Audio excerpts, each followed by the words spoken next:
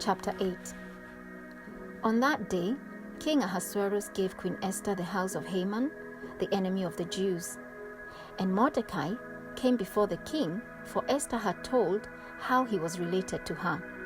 So the king took off his signet ring, which he had taken from Haman, and gave it to Mordecai. And Esther appointed Mordecai over the house of Haman.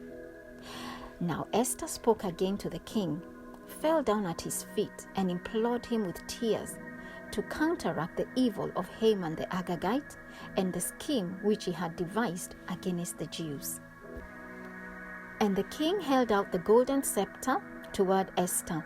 So Esther arose and stood before the king and said, "If it pleases the king, and if I have found favor in his sight, and the thing seems right to the king, and I am pleasing in his eyes, let it be written to revoke the letters devised by Haman, the son of Hammedatha, the Agagite, which he wrote to annihilate the Jews who are in all the king's provinces.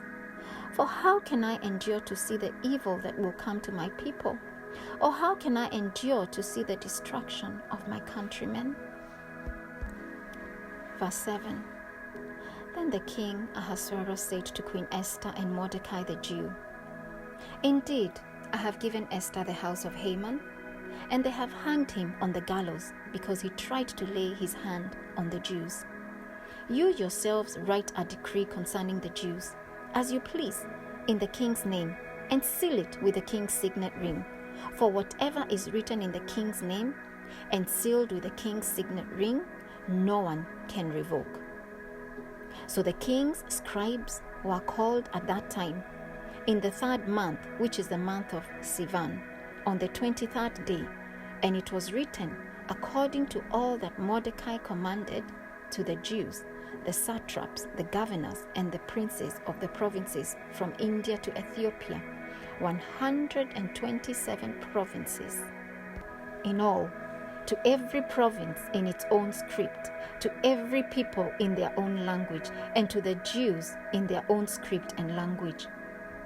And he wrote in the name of King Ahasuerus, sealed it with the king's signet ring, and sent letters by couriers on horseback, riding on royal horses, bred from swift steeds. Verse 11. By these letters, the king permitted the Jews who are in every city to gather together and protect their lives, to destroy, kill, and annihilate all the forces of any people or province that would assault them, both little children and women, and to plunder their possessions on one day in all the provinces of King Ahasuerus, on the 13th day of the 12th month, which is the month of Adar.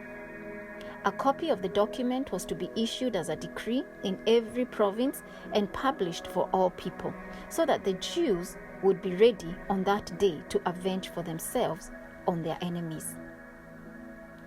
Then the couriers who rode on royal horses went out, hastened and pressed on by the king's command, and the decree was issued in Shushan, the citadel.